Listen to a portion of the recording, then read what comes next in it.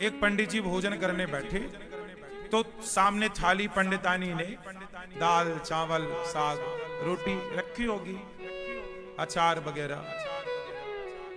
पंडित जी भोजन करने बैठे कि तभी कोई द्वार पे भिक्षुक आ गया। भिक्षाम देही, हे भैया मैं बड़ा भूखा हूं, कुछ भोजन मिल जाए।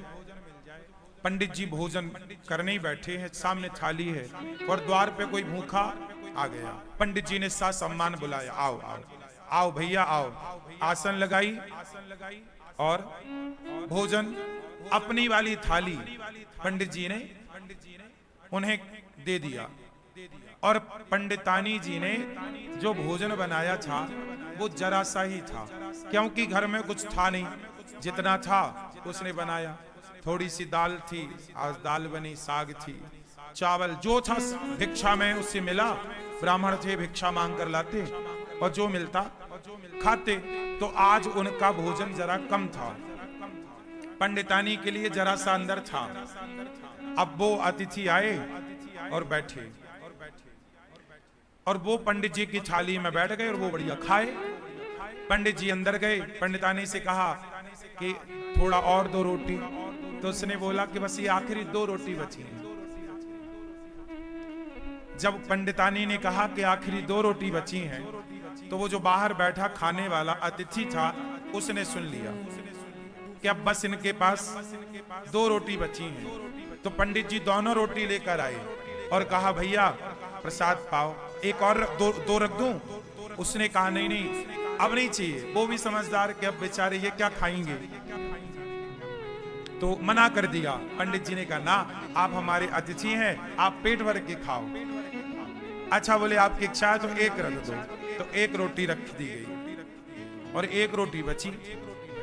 अब वो अतिथि तो बढ़िया दाल चावल सब्जी रोटी खाकर 5 रोटी खाकर खुश था। पंडित जी की थाली में पंडितानी जी ने 4 रोटी रखी थी फर्स्ट में, 5 रोटी एक और मिल गई। 5 रोटी खा के उसका बढ़िया पेट भर गया, वो चला गया।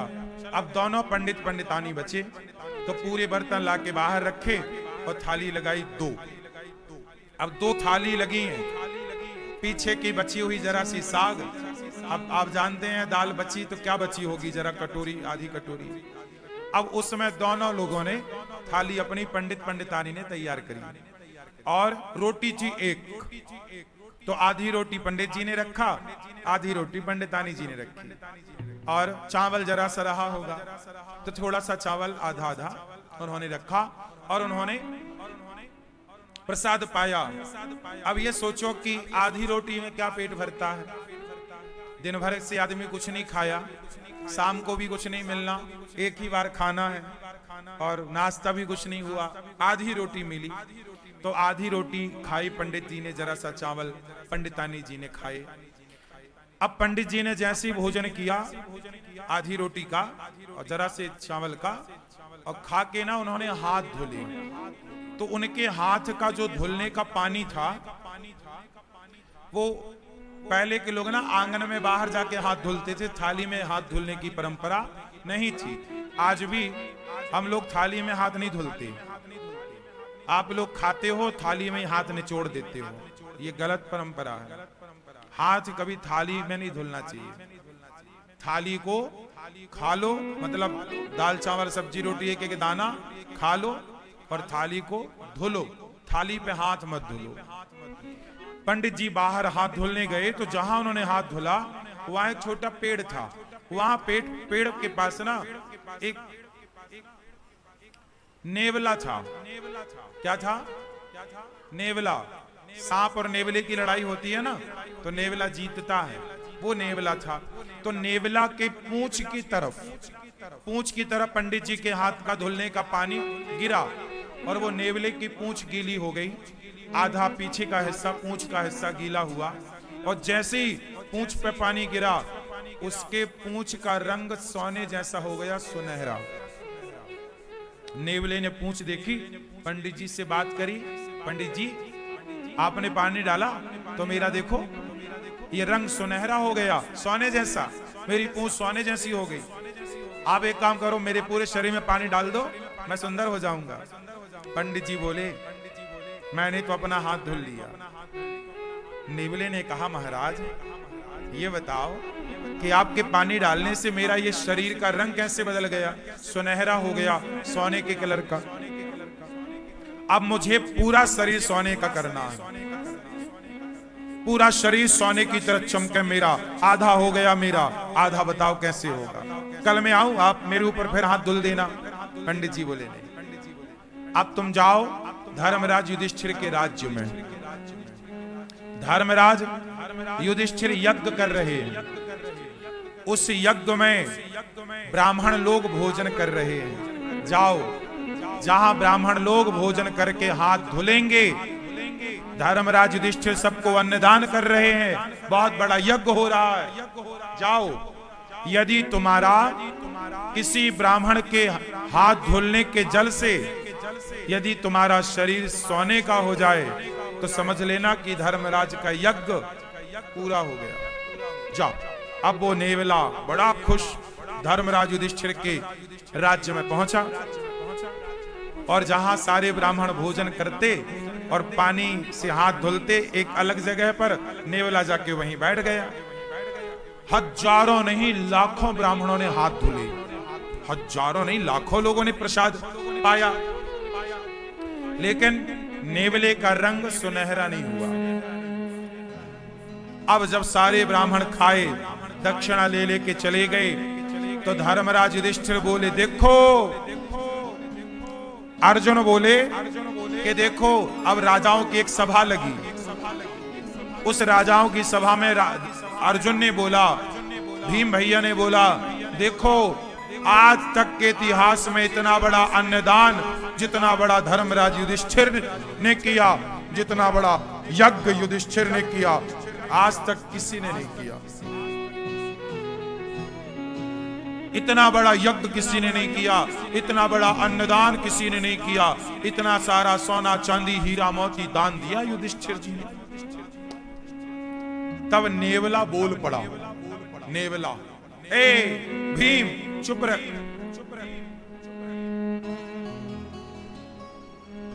नेवला बोला, भीम भैया चुप रहो, कोई यज्ञ व्यज्ञ नहीं हुआ यहां। यज्ञ तो एक ब्राह्मण के घर में हुआ था। कौन हो तुम? नेवले को बुलाया। भीम भैया ने पूछा तुम कौन हो? नेवले ने कहा भैया मैं तो नेवला हूं। तो तुम्हारा ये शरीर सुनहरे का कैसे है? सोने का रंग सुनहरा कैसा? नेवला ऐसा तो नहीं होता, तुम्हारे ये बाल सोने जैसे चमक रहे हैं कैसे? उसने कहा महाराज यहां पास में एक गांव है, उस गांव में एक पंडित पंडितानी रहते हैं। पंडित जी ने हाथ धोया तो उनके हाथ धोने का जो पानी गिरा वो मेरे शरीर पे गिरा, तो मेरा शरीर सोने का हो गया आधा। और उन्होंने कहा कि युधिष्ठिर के यज्ञ में जाओ, यदि तुम्हारा पूरा शरीर सोने का हो जाए तो समझ लेना कि उनका यज्ञ पूरा हो गया। पर सुनो, तुम्हारा कोई यज्ञ पूरा नहीं हुआ, मैंने तो कब से बैठा गीला होता रहा, मेरा शरीर सोने का नहीं हुआ। और तुम कह रहे हो कि धर्मराज ने इतना बड़ा यज्ञ किया, इतना दान किया। वो पंडित जी ने जो हाथ धोले तो मेरा शरीर बदल गया, और तुम्हारे यहां तो इतने ब्राह्मण खाए, कुछ नहीं हुआ। भगवान श्री कृष्ण भी उस सभा में बैठे थे। भगवान कृष्ण मुस्कुरा रहे हैं मंद मंद। अर्जुन गए, हे श्याम सुंदर, ये आप ही जानो ये नेवला कौन, ये क्या कह रहा है, आप बताओ कि यज्ञ पूरा हुआ कि नहीं। अब सब में ये कौतूहल हो गया ना कि भाई धर्मराज ने इतना पैसा खर्च किया पर इनका तो यज्ञ पूरा हुआ ही नहीं। नेवला कह रहा है कि जब तक पूरा शरीर सोने का नहीं होगा यज्ञ पूरा नहीं माना जाएगा। अब श्री कृष्ण से जब कहा गया तब भगवान श्री कृष्ण ने कहा कि सुनो, अभी आपका यज्ञ पूरा नहीं हुआ, इसलिए इसका शरीर सोने का नहीं हुआ, हो जाएगा पूरा तो इसका शरीर निश्चित सोने का होगा। अर्जुन ने कहा कि हे प्रभु, मेरे भाई ने युधिष्ठिर जी ने जितना बड़ा यज्ञ किया, आज तक इतना बड़ा यज्ञ किसी ने नहीं किया। जब किसी ने नहीं किया तो इसका आधा शरीर सोने का कैसे हुआ? भाई इतना बड़ा यज्ञ तो किसी ने नहीं किया, और ये इसका शरीर पूरा सोने का यज्ञ में होगा, तो आधा शरीर जो इसका सोने का हुआ वो कैसे हुआ, मैं ये जानना चाहता हूं। तब भगवान कृष्ण बोले, नेवला तू ही बता। तब नेवले ने बताया कि महाराज मैं वहां गया, पंडित जी भोजन करने बैठे थे, कोई अतिथि आया तो अपनी थाली खिसकाई और आधी रोटी खाई, और संतोषजनक भाव से उन्होंने अतिथि को भोजन कराया, और जितना मिला ईश्वर का धन्यवाद देकर बिना शिकायत के और प्रसन्न चित्त से दोनों पति पत्नी आनंद से थे। उन ब्राह्मण का, संतोषी ब्राह्मण, भक्त ब्राह्मण, वो भक्त था, संतोषी था, उस संतोषी और उस भक्त का हाथ का जब धौमन मेरे शरीर पर पड़ा तो मेरा शरीर आधा सोने का हो गया। अर्जुन बोले, प्रभु ये क्या है? भगवान बोले, अर्जुन तुम्हारे भाई ने करोड़ों रुपए खर्च करके जो यज्ञ किया, करोड़ों रुपए खर्च करके उस यज्ञ से तुम्हारे भाई को जितना पुण्य नहीं मिला, उससे ज्यादा पुण्य उस ब्राह्मण को एक भूखे को भोजन कराने से मिल गया। क्यों? क्योंकि तुम्हारे पास तो करोड़ों हैं, तो तुम करोड़ों खर्च कर रहे हो, पर ब्राह्मण के पास तो एक थाली भोजन ही था, 4-6 रोटियां ही थी, लेकिन उसने अपना संपूर्ण दान कर दिया, सर्वस्व दान कर दिया। उसकी तो सर्वस्व के नाम पर इतनी ही संपत्ति थी ना, थाली में भोजन। अर्जुन बोले, अब ये बताओ इसका शरीर कैसे सोने का होगा? बोले, आपके राज्य में कोई भूखा है, जाओ पहले खोज करो। खोज किया तो पता लगा कि जंगल में एक महात्मा भूखे बैठे हैं। धर्मराज का यज्ञ सब ब्राह्मण भोजन कर लिए, पर एक ने नहीं किया, तो अभी यज्ञ पूरा नहीं हुआ। उस महात्मा को बुलाया गया, निवेदन किया गया, और जब वो आए और उन्हें भोजन कराया गया, और जब उन्होंने हाथ धुले तो उनके हाथ का धौमन के शरीर पे जाकर पड़ा, तो इसका पूरा शरीर सोने का हो गया, एक सा हो गया, पीछे से आगे तक सुनहरा हो गया पूरा। इसके बाल बिल्कुल सोने की तरह चमकने लग गए। घंटा बंधा था, टन टन टन टन करके बजने लग गया। युधिष्ठिर, आपका यज्ञ संपन्न हुआ। यज्ञ कब पूरा हुआ? जब भोजन कराया। कोई भी यज्ञ कर लो साहब, जब तक अन्नदान नहीं करोगे वो यज्ञ पूरा नहीं होगा। इसलिए सबसे बड़ा यज्ञ अन्नदान ही है। आप और किसी यज्ञ में उलझो मत, आप सीधा किसी भूखे को भोजन करा दो, वही सबसे बड़ा यज्ञ है। इसलिए गौरी गोपाल आश्रम में रोज यज्ञ होता है। कौन सा यज्ञ? सेवा का यज्ञ। सवेरे 8 बजते ही संतों की टोली आ जाती है, कीर्तन करने लग जाती है। रोज गोविंद हरे गोपाल हरे, रोज कीर्तन होता है गौरी गोपाल में संतों के द्वारा, और उन्हें भरपेट आप लोग दान करते हो, उन्हें आप भोजन कराते हो अपनी ओर से। आप लोग जो एक दिन का गौरी गोपाल अन्न क्षेत्र बांटते हो संतों को, तो जितने संत भोजन करते हैं आपके द्वारा, एक एक संत एक एक यज्ञ का फल आपको देकर के जाते हैं। इसलिए गौरी गोपाल आश्रम में जो संत भोजन करते हैं वो किसी यज्ञ से कम नहीं है। तो आप भी अपनी बेटी के नाम से, बेटे के नाम से अन्नदान जरूर करिए। और आप भी गौरी गोपाल आश्रम की ये संतों की सेवा के लिए जो अन्न क्षेत्र अखंड निःशुल्क संतों को रोज अन्नदान होता है गौरी गोपाल, आप भी अन्नदान करिए और आप भी इस अन्नदान की सेवा से जुड़िए। कोई भी कार्य, इसलिए कहता हूं मरने के पहले गौदान, भागवत और अन्नदान, मरने के पहले ये 3 काम कर लेना, फिर बिंदास आराम से मरना, केवल मरने को रह जाए आखिरी में। मरने के टाइम आदमी कुछ कर नहीं पाता। जीते जी कर लो अच्छे काम, मरने के टाइम कोई ध्यान नहीं रहता। सही है।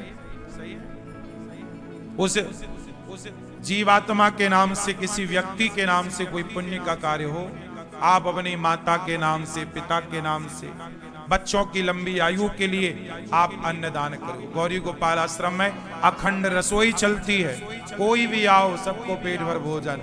यहाँ रोज हजारों लोग भोजन करते हैं। एक एक व्यक्ति के तृप्त होने से एक एक यज्ञ का फल प्राप्त हो।